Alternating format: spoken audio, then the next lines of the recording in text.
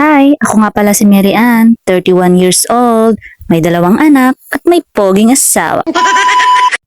Tara, samahan niyo ako sa ganap namin ngayong araw. Good morning sa inyong lahat.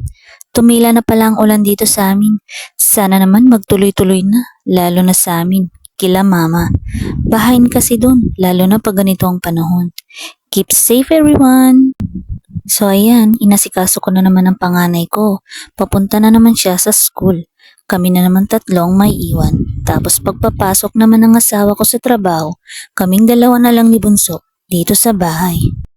Namalansya na rin pala ako ng mga uniform nila Kay. Tapos nagsangag na rin siya ng kanin pang almusal.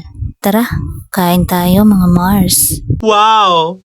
Nag-ulam lang kami ng itlog, dilis at noodles. Sarap!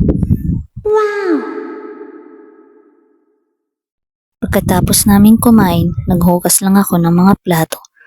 Pinaliguan si Bunso. Di ko na vinidyoan, censored kasi.